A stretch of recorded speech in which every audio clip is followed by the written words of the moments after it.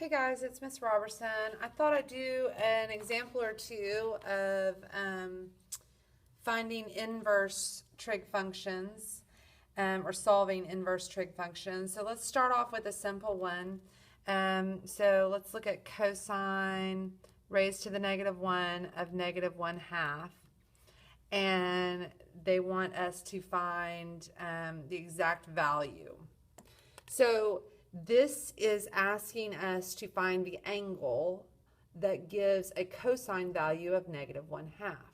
So we are looking for angle.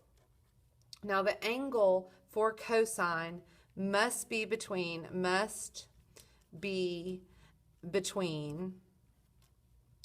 0 and pi. So theta must be between 0 and pi. All right, and that's for the restrictions. So these are the restrictions for inverse cosine. So when we look at this, cosine is negative. That will be in quadrant 2 or quadrant 3. Well, we can't use quadrant 3. And so when it's 1/2, let's see if I can find my unit circle. So here is right here. So 2 pi over 3 is your angle. So the answer to this is 2 pi over 3. And the reason is because if I take cosine of 2 pi over 3, I get -1/2. So it's like you're doing the opposite of what you normally do. With inverses, you're looking for what angle gives you that value.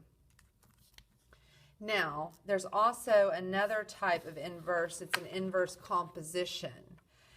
So this was example 1, and let's look at example 2. So this one says secant of inverse cosine of square root of 3 over 2, and it wants you to solve this. So we're going to work from the inside out. So we're going to look only at this right here first, and we're going to solve that.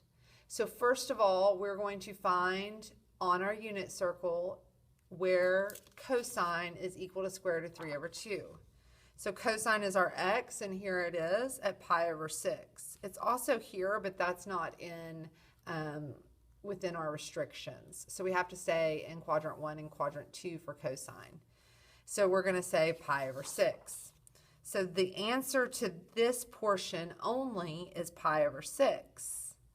And that means that we're going to replace this whole red box with that, and then everything else just comes down. So now find the secant of pi over 6.